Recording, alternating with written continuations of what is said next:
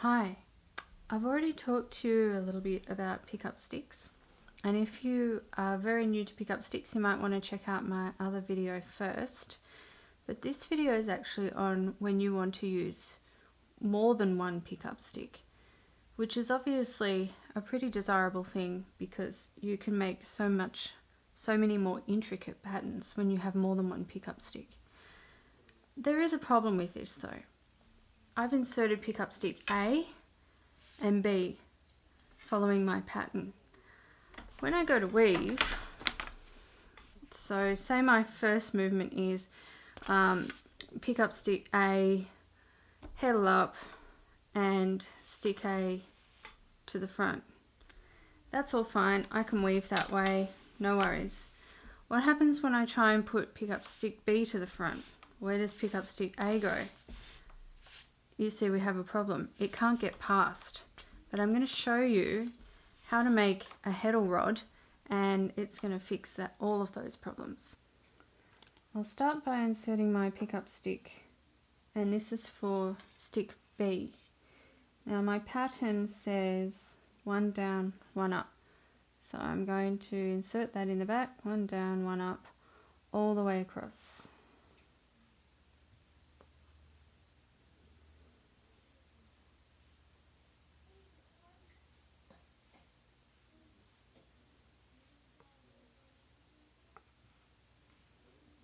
Nearly there.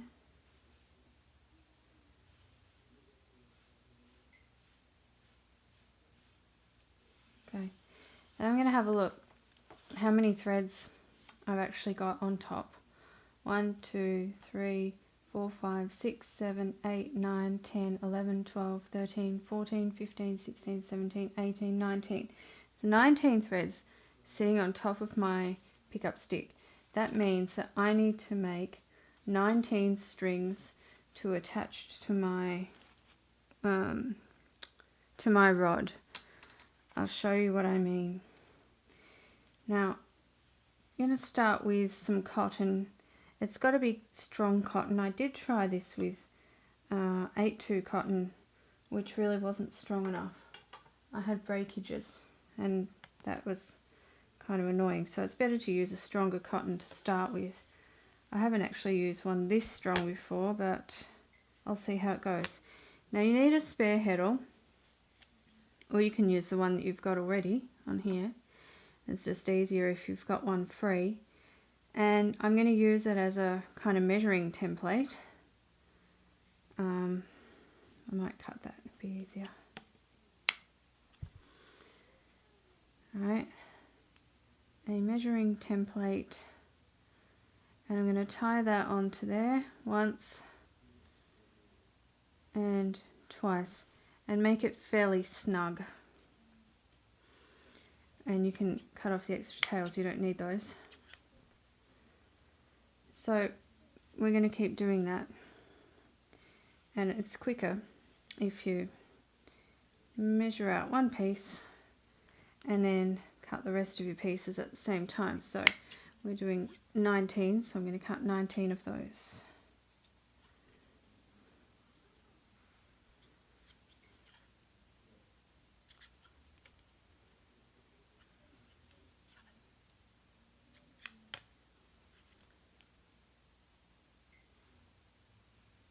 I've got 19 tied on, and they're pretty tight. What we're going to do is reel them off, because we're just using this as a template. We actually want to use these.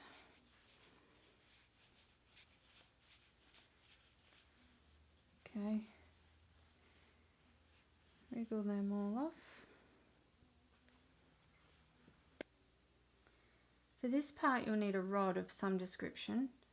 A piece of dowel or something like that is fine. This is like an old paint stirring stick that I found lying around. As long as it's, you know, not too wide, and this one's kind of good actually because of the paint that's on it. The cotton doesn't slip off easily. But I'll show you what we're going to do. So you've got your pickup stick B, remember? is still sitting there, and we're going to take one of the heddles and one of these threads, start at the first one just to make things easy, slip that underneath so that it's halfway through, okay, bring it up to meet, and this is where your rod comes in.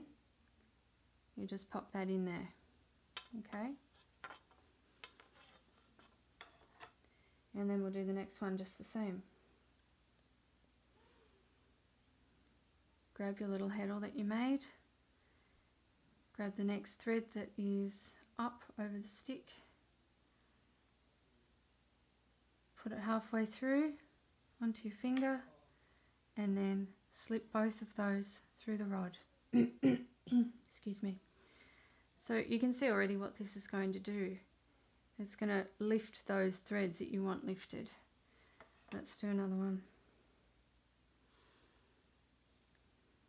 Under the next thread, bring it up to meet in the middle, and place the rod in. Do them in order, one at a time. Obviously you get a bit quicker at this as you go along.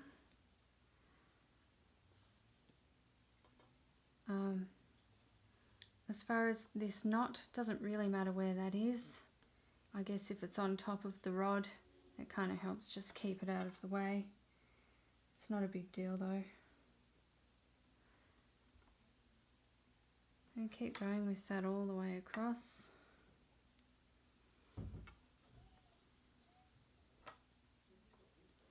So you can see now why you want the strong cotton to start with, because if this is going to be lifting every second pick or something like that, if it's not strong cotton, it'll break.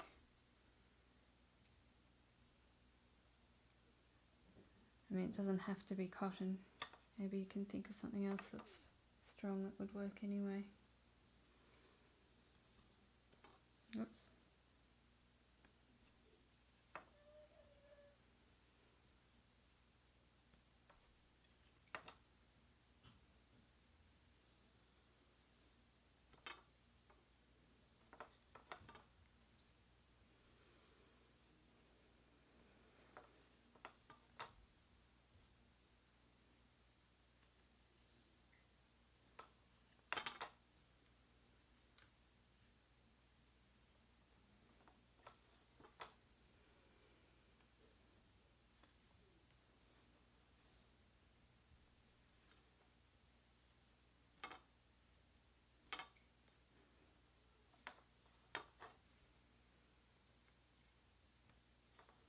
There we go. So once we're at the end, we can take that pickup stick out. Now if you're worried about these slipping off your rod, you can put a bit of masking tape over the top. You could put a rubber band at this end and then at this end to stop them slipping off. I haven't found that they slip off, but some people might. So this rod is now your pickup stick B, and that means we can now insert pickup stick A. So my pattern is for one up, one down,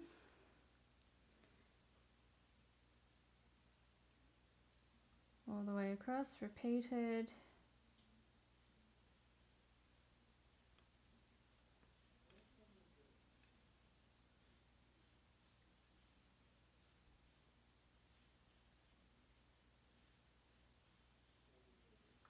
And then we're set up. So now I can show you the cool part. Say my first move is to have the heddle up and pick up stick A forward. Okay, there's my pickup stick A, this is my pickup stick B, but it's not affecting what A is doing, so I can weave that quite happily. My next step is pick up stick B forward, okay, with the heddle in the up position. So I can put my pick up stick A to the back, and pick up stick B, I can hold that up and I can weave through there. Once again, I can bring pick up stick A forward. You can see that the pattern changes as I do that. Then that one just tucks back again, and when I want to use B, instead of bringing a stick forward, I just lift. And you can see how that lifts the threads up and down to create our pattern. Here's a little teaser for you. This is what I've been working on. It's a sampler, and I've been using the Scandinavian weaving technique croak broad. So if you're interested in this technique, and it incorporates the use of a heddle rod, that's why I did this video first. I'm going to start out with some beginners croak broad, which should be something like this pattern, and we'll see how we go with that one and maybe move up to do some of the more complicated ones. So that's something for you to look forward to. Thanks a lot for watching. See you then.